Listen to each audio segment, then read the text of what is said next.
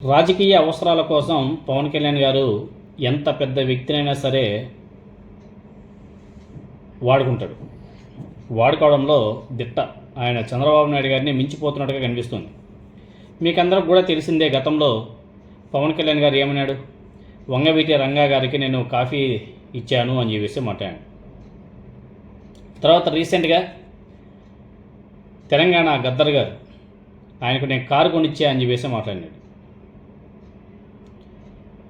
అంటే వాళ్ళు ఎవరు కూడా ఇప్పుడు బతికి లేరు.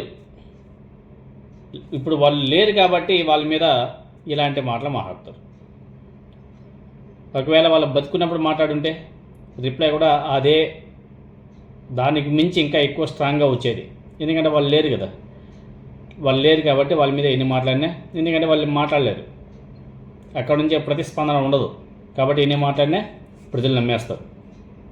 ఒకవేళ నిజంగానే సాయం చేశాడే అనుకో గద్దర్ గారికి, మనం చేసినటువంటి సాయం మూడు వ్యక్తి కూడా తెలియకూడదు.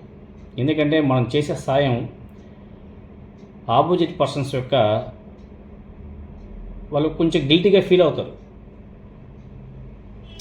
ఎందుకంటే వాళ్ళ దగ్గర లేని దాన్ని నువ్వు ఇవ్వడం వల్ల వాళ్ళు గిల్టీగా ఫీల్ అవుతారు. అది చెప్పకూడదు, అన్నీ కూడా కొన్ని మెయింటైన్ చేయాలి. కానీ అవేవి కూడా పవన్ కళ్యాణ్ గారికి తెలిసి ఉండదు. ఎందుకంటే ఆయన రాజకీయ అవసరాల కోసం ఏదైనా సరే వాడేస్తాడు, ఎక్కడైనా వాడేస్తాడు, ఎవరినైనా సరే వాడేసుకుంటాడు. అది ఆయనకు వెన్నతో పెట్టినటువంటి విద్య.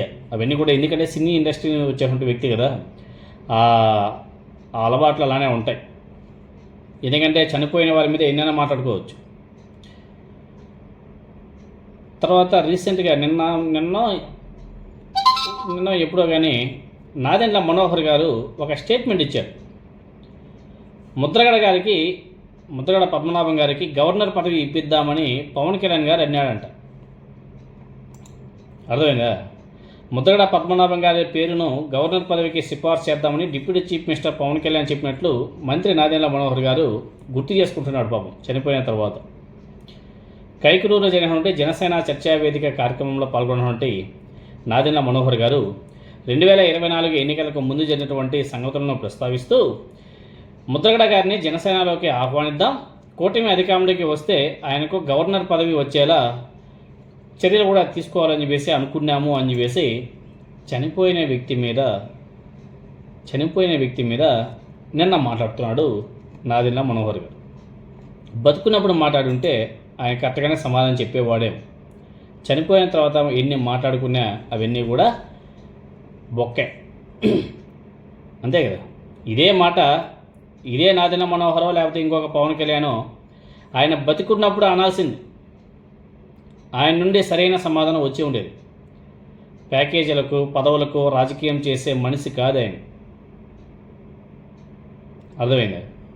కాపుల ఆత్మ గౌరవం కోసం, కాపుల అభ్యున్నతి కోసం, సమాజంలో కాపులకు సమాన అవకాశాల కోసం తన జీవితాన్ని పోరాటంలోనే గడిపినటువంటి వ్యక్తి ముద్రగడ పద్మనాభం గారు. అలాంటి వ్యక్తిత్వం ఉన్న మనిషి గురించి ఆయన చనిపోయాక ఇలా మాట్లాడుతున్నారు. ఇదిగో ఈ జనసేన పార్టీ నాయకులు. ఇది సమంజసమేనా? ఒకసారి పునరాలోచన చేసుకోవాల్సిన అవసరం కూడా ఉంది. అందుకే గతంలో జరిగినటువంటి 2 ఇన్సిడెంట్ను కూడా మనం ఎగ్జాంపుల్గా చెప్పుకోవడం జరిగింది. వంగవీటి రంగా గారు, అదేవిధంగా గద్దర్ గారి ప్రస్తావన. చనిపోయిన వాళ్ళ మీద అక్కడి నుంచి కూడా ఏదో ఒక విధంగా రాజకీయంగా ఎదగడానికి ఏదో ఒక మాట అలా అనేవాళ్ళు, అంతే. ఇలా చెప్పుకుంటూ పోతే బోల్డ్ అని చెప్పుకోవచ్చు. కానీ ఇది నాదెండ్ల మనోహర్ గారు మాట్లాడినటువంటి మాట ఈ సమయంలో మాట్లాడాల్సింది కాదు. అర్థమైందా? మరి ఆయన ఏ ఉద్దేశంతో మాట్లాడాడో